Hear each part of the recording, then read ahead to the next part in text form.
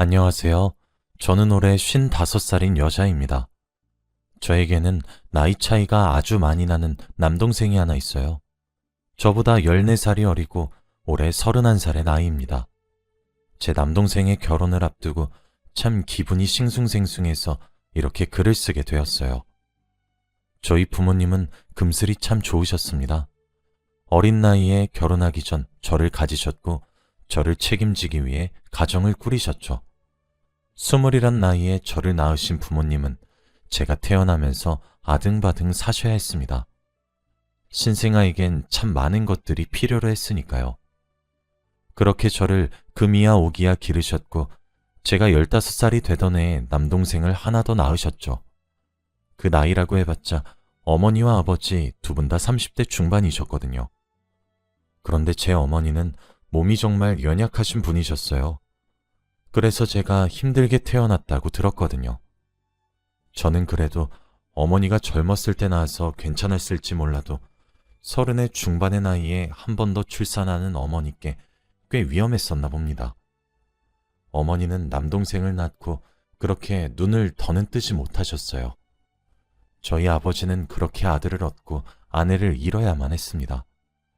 제가 곁에서 지켜봤을 때에도 아버지는 어머니를 참 많이 사랑하셨습니다. 동네에서 보기 드문 인꼬 부부라고 소문이 날 정도셨죠. 그래서 아버지는 새로 태어난 제 남동생의 탄생보다 어머니를 잃은 슬픔에 더욱 빠져 계셨습니다.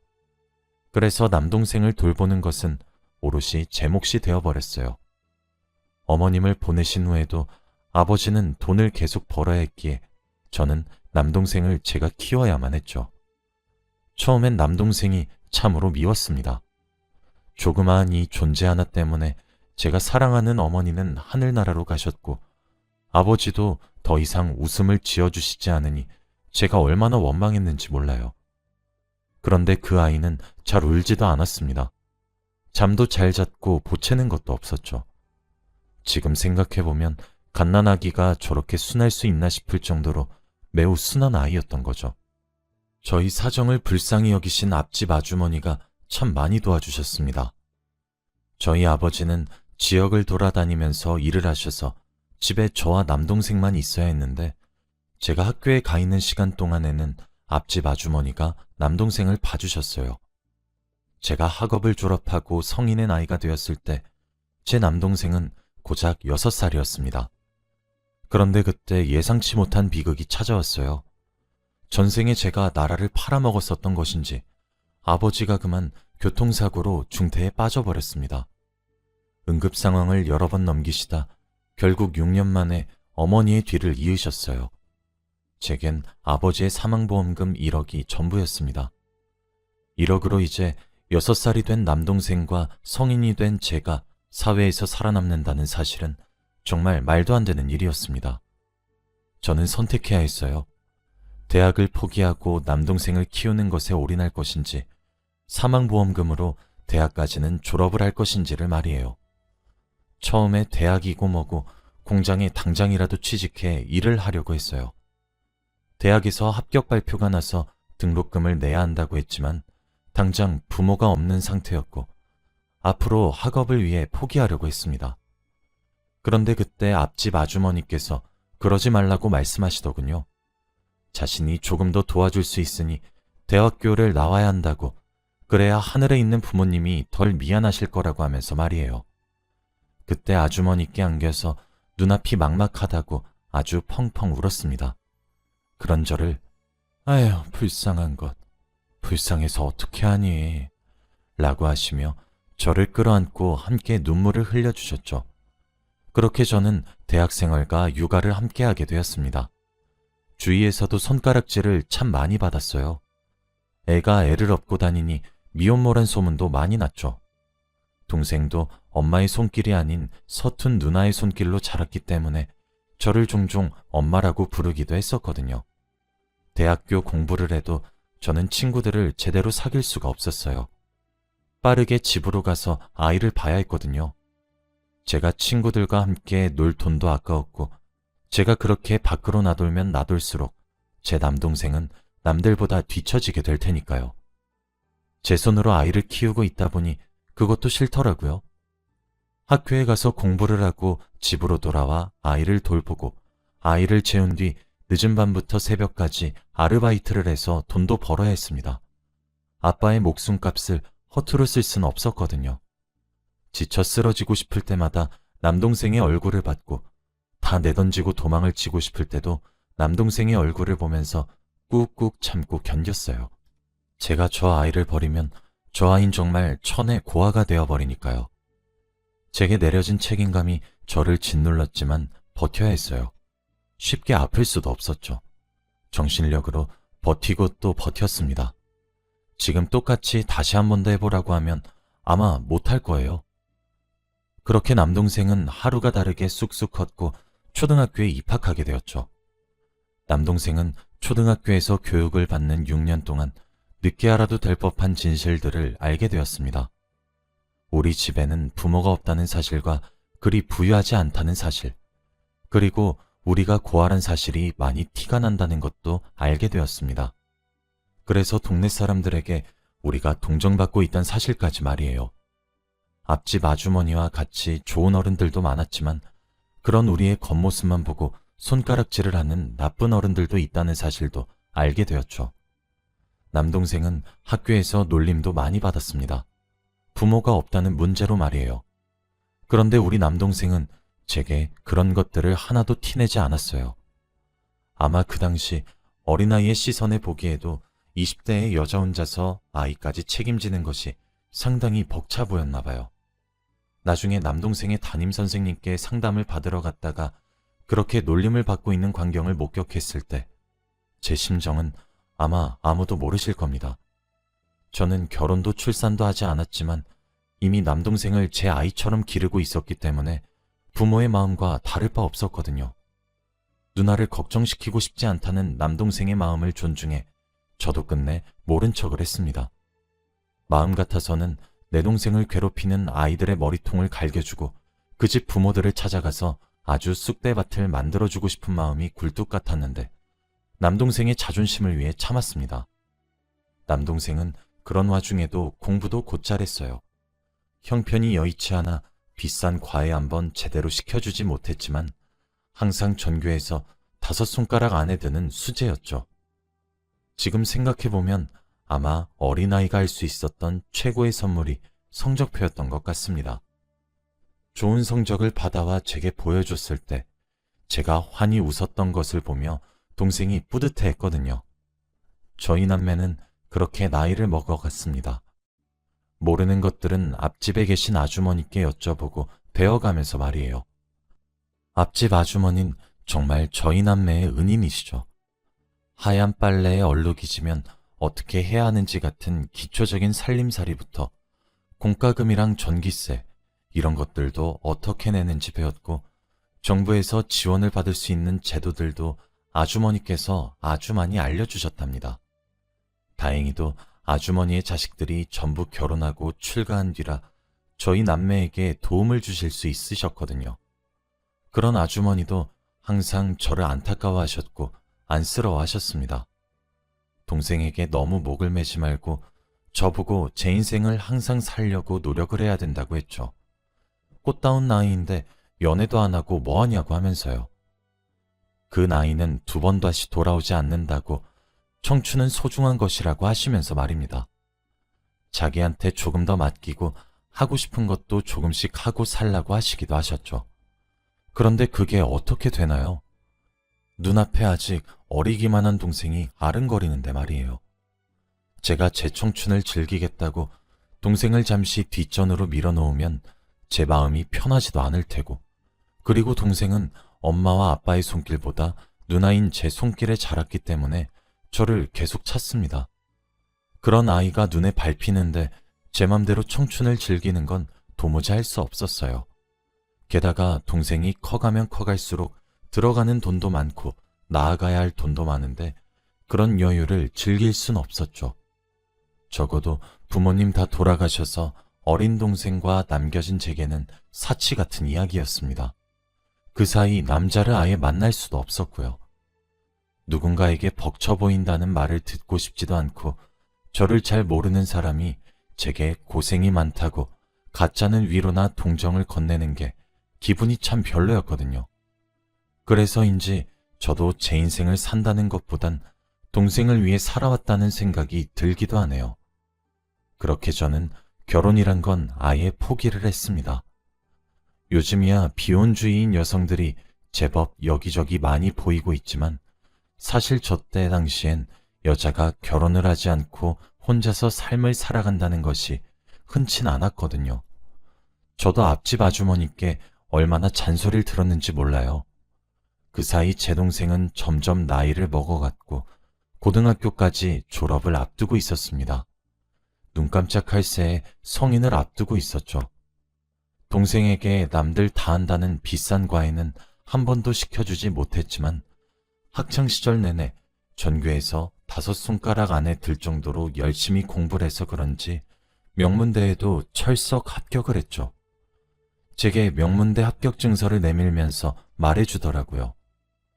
동생에겐 사실 꿈이 하나 있었습니다.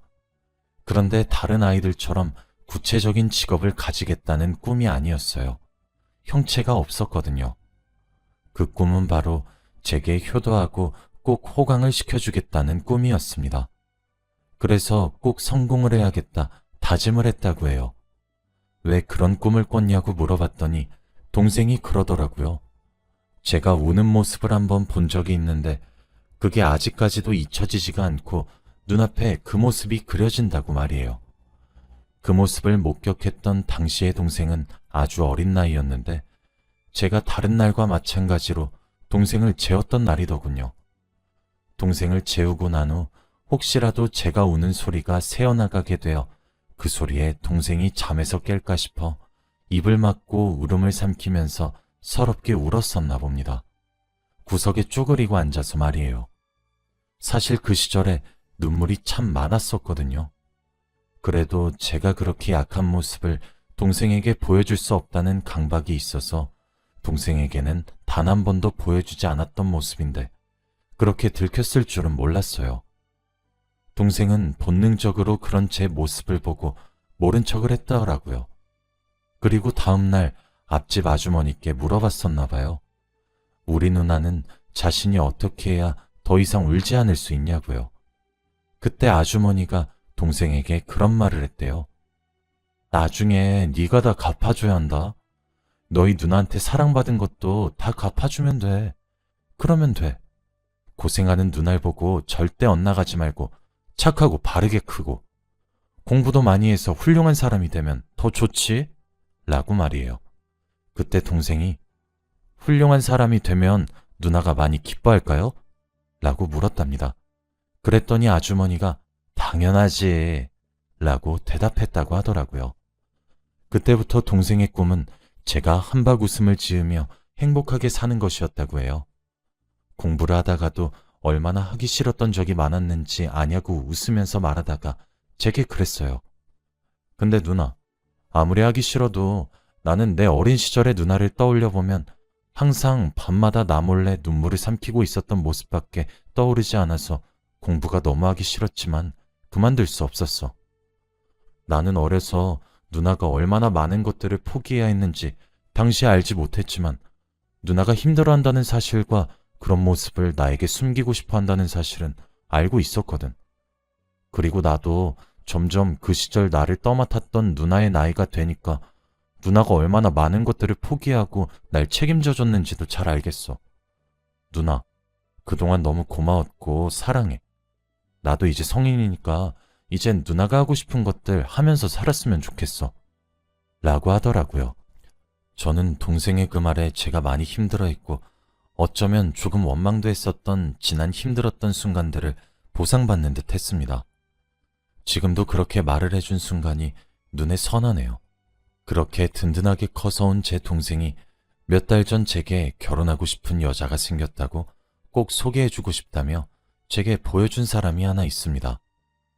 동생은 대학에 입학하고 난 후 군대에 입학했고 전역 후에 같은 대학교의 한 여학생과 교제를 시작했어요.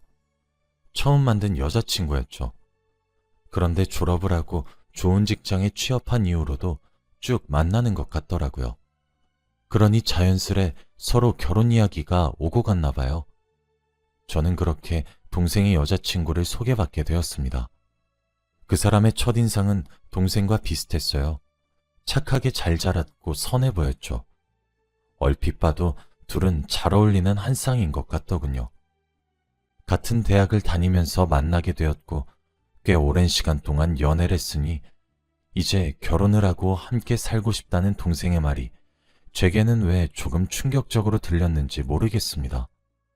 제가 동생을 너무 어리게 보았나 싶을 정도였죠. 언제까지나 제가 끼고 살 줄 알았는데 제품을 떠난다는 말에 섭섭함을 느끼지 않았다면 그건 거짓말이겠죠. 사실 둘의 만남은 봉사동아리에서 연이 닿았다고 하더라고요. 동생은 자신이 어렵게 자라서 그런지 자신이 여유가 된다면 남을 돕고 싶다는 생각을 가진 아이였어요. 그래서 봉사동아리에 가입을 하게 된 건데 그곳에서 지금의 여자친구를 만나게 된 것이었습니다. 사실 그 아이도 형편이 그리 썩 좋지 않아요.